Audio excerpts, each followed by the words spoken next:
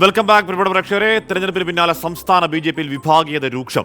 ഇന്ന് ചേർന്ന നേതൃയോഗം പി കെ കൃഷ്ണദാസ് പക്ഷം ബഹിഷ്കരിച്ചു. ഔദ്യോഗിക പക്ഷത്തല്ലാതെ സ്ഥാനാർത്ഥികൾക്കെതിരെ വന്ന ആരോപണങ്ങളെ മുരളീധര പക്ഷം പ്രതിരോധിച്ചില്ല എന്ന് യോഗത്തിൽ വിമർശനമുയർന്നു. നേതൃമാറ്റം ആവശ്യപ്പെടാനാണ് പി കെ കൃഷ്ണദാസ് പക്ഷത്തിന്റെ നീക്കം. അതിനിടെ ഇ പി ജയരാജനുമായി ബന്ധപ്പെട്ട ശോഭാ സുരേന്ദ്രന്റെ തുറന്നു പറച്ചിലിൽ അതൃപ്തി പരസ്യമാക്കി പ്രകാശ് ജാവ്ദേക്കർ. പാർട്ടിയുടെ വിശ്വാസം തകർത്തുവെന്നാണ് വിമർശനം. അലക്സ് റാം മുഹമ്മദ് വിവരങ്ങളുമായി ചേർന്നു. അലക്സ്, അങ്ങനെ തുറന്നു പറയുന്നത് ശരിയല്ല, വി മുരളീധരനെ തോൽപ്പിക്കാൻ ശ്രമിച്ചു അടക്കം ഒരു സ്ഫോടനാത്മകമായ നേതൃയോഗം എന്ന് വേണമെങ്കിൽ വിശേഷിപ്പിക്കാം ബി.ജെ.പിയുടെ നേതൃയോഗത്തെ. അലക്സ്, ഹാഷ്മി, നിസ്സംശയം പറയാം. കാരണം തെരഞ്ഞെടുപ്പിന് ശേഷം തെരഞ്ഞെടുപ്പ് സമയത്ത് ഉരുണ്ടുകൂടി നിന്ന ഈ വിമർശനങ്ങളും ആരോപണങ്ങളും പ്രത്യാരോപണങ്ങളും എല്ലാം ഉന്നയിക്കേണ്ട വേദിയിൽ ഭാരവാഹികളും നേതാക്കളും അതുമായി ബന്ധപ്പെട്ട കാര്യങ്ങളൊക്കെ ഉന്നയിക്കുന്നുണ്ടെന്നുള്ളതാണ് ഏറ്റവും പ്രധാനപ്പെട്ട കാര്യം. കാര്യം നമ്മൾ നേരത്തെ പറഞ്ഞു. ബി.ജെ.പി നേതൃയോഗത്തിൽ സംസ്ഥാന പ്രഭാരി കൂടിയായ പ്രകാശ് ജാവ്ദേക്കർ അദ്ദേഹത്തിന്റെ അതൃപ്തി പരസ്യമാക്കിയത് നമ്മൾ കണ്ടതാണ്. അതായത് ശോഭാ സുരേന്ദ്രൻ അത്തരത്തിൽ ഇ പി ജയരാജനുമായി പ്രകാശ് ജാവ്ദേക്കർ ഒരു കൂടിക്കാഴ്ച നടത്തി എന്ന കാര്യം തുറന്നു പറഞ്ഞത് പാർട്ടിയുടെ വിശ്വാസ്യത തകർത്തു എന്നാണ് അദ്ദേഹം പറയുന്നത്. കൂടിക്കാഴ്ച ശോഭ എങ്ങനെയെന്ന് ജാവ്ദേക്കർ ചോദിച്ചു.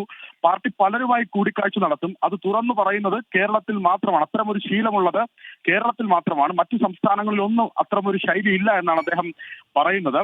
അത് മാത്രമല്ല, കൂടിക്കാഴ്ച നടന്നു എന്ന് സംബന്ധിച്ച കെ സുരേന്ദ്രന്റെ നടപടിയും ശരിയല്ല എന്ന വിമർശനമാണ് അദ്ദേഹം ഉന്നയിച്ചത്. അതിന് പിന്നാലെ ഇതിൽ ഏറ്റവും പ്രധാനപ്പെട്ട കാര്യം ഹാഷ്മി, ഈ പി കെ കൃഷ്ണദാസ് പക്ഷത്തെ ഈ തെരഞ്ഞെടുപ്പിനോടനുബന്ധിച്ച് ഔദ്യോഗിക പക്ഷം അവർക്കെതിരെ സ്വീകരിച്ച നടപടിയാണ്. കാരണം ഈ യോഗം തന്നെ ബഹിഷ്കരിച്ചാണ് പി കെ കൃഷ്ണദാസ് പക്ഷം ഇതിനെതിരെ രംഗത്തെത്തുന്നത്. ഇതിൽ ഏറ്റവും പ്രധാനപ്പെട്ട കാര്യം അവരിൽ തന്നെയുള്ള നേതാക്കൾ പറയുന്നത് ഔദ്യോഗിക പക്ഷത്തല്ലാത്ത സ്ഥാനാർത്ഥികൾക്കെതിരെ വന്ന ആരോപണങ്ങളെ പ്രതിരോധിക്കാൻ ഔദ്യോഗിക നേതൃത്വം തയ്യാറായില്ല എന്നുള്ളതാണ്. പകരം എതിരാളികളെ പ്രോത്സാഹിക്കുന്ന നിലപാടാണ് മുരളീധര പക്ഷം സ്വീകരിച്ചതെന്ന് പറഞ്ഞത്. അതായത് ദല്ലാൽ നന്ദകുമാറിനെ അടക്കം പ്രോത്സാഹിപ്പിക്കുന്ന നിലപാടാണ് സ്വീകരിച്ചതെന്നാണ് പറയുന്നത്. ശോഭാ സുരേന്ദ്രനെതിരെ ദല്ലാൽ നന്ദകുമാർ രംഗത്തെത്തിയിട്ടും അതിനെ പ്രതിരോധിക്കാതെ എന്നുള്ളതാണ് അവർ ഉന്നയിക്കുന്ന വിമർശനം. കാരണം പി രഘുനാഥിനെ പോലുള്ള നേതാക്കൾ ഇതുമായി ബന്ധപ്പെട്ട് ഫേസ്ബുക്ക് പോസ്റ്റ് ഇട്ടിരുന്നത്, മുരളീധര പക്ഷത്തെ പ്രധാനപ്പെട്ട നേതാവാണ് പി രഘുനാഥ്, അദ്ദേഹത്തിന്റെ ഫേസ്ബുക്ക് പോസ്റ്റ് ഇട്ടതൊക്കെ ഈ ഘട്ടത്തിൽ ഇവർ ഉയർത്തിക്കാട്ടുന്നുണ്ട്.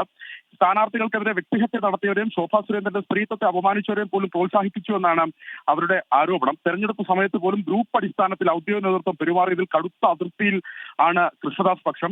ഇതിലേറ്റവും പ്രധാനം നടപടി പ്രതീക്ഷിക്കണോ അലക്സ്?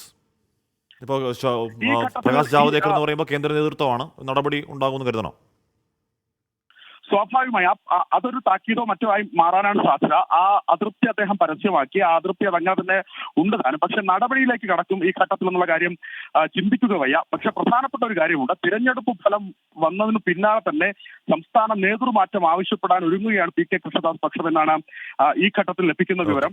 അത് മാത്രമല്ല, പരസ്യമായി തന്നെ പി കെ കൃഷ്ണദാസ് പക്ഷത്തിന്റെ ഒരു ജില്ലാ പ്രസിഡന്റ് എന്നീ യോഗത്തിൽ പറഞ്ഞിട്ടുള്ളത് തിരുവനന്തപുരത്തും പത്തനംതിട്ടയിലും ആലപ്പുഴയിലും വി മുരളീധരന്റെ നേതൃത്വത്തിൽ ബി.ജെ.പി സ്ഥാനാർത്ഥികളെ തോൽപ്പിക്കാൻ ശ്രമം നടന്നുവെന്ന മാധ്യമ വാർത്ത പാർട്ടി പരിശോധിക്കണമെന്നാണ്.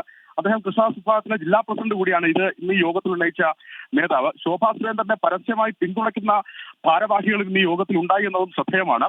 ശോഭാ സുരേന്ദ്രന്റെ നിലപാട് അത് തെരഞ്ഞെടുപ്പിൽ പിണറായി വിരുദ്ധ ഇടത് ഭരണവിരുദ്ധ വികാരം ബി.ജെ.പിക്ക് അനുകൂലമാക്കാൻ കാരണമായെന്നാണ് തൃശ്ശൂരിൽ നിന്നുള്ള സംസ്ഥാന ഭാരവാഹി ഇന്ന് ഈ ഭാരവാഹി യോഗത്തിൽ പറഞ്ഞിട്ടുള്ളത്. അതായത് ചേരി തിരിഞ്ഞ് അങ്ങോട്ടും ഇങ്ങോട്ടും ആരോപണങ്ങളും വിമർശനങ്ങളും ഉന്നയിക്കുകയാണ്. ഭാരവാഹി യോഗം എന്താണെങ്കിലും തുടരുന്നുണ്ട്. 3 മണിക്ക് സംസ്ഥാന അധ്യക്ഷൻ കെ സുരേന്ദ്രൻ മാധ്യമങ്ങളെ കാണുമെന്ന് അറിയിച്ചിട്ടുണ്ട്. അതിനുശേഷമായിരിക്കും ബി.ജെ.പിയുടെ കോർ കമ്മിറ്റി ചേരുക.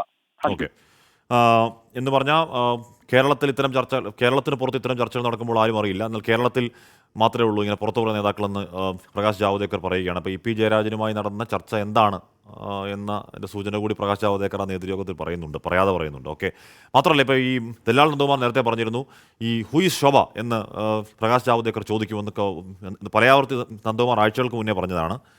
ദല്ലാൽ ഇതൊക്കെ നേരത്തെ എങ്ങനെ അറിയുന്നു എന്തോ.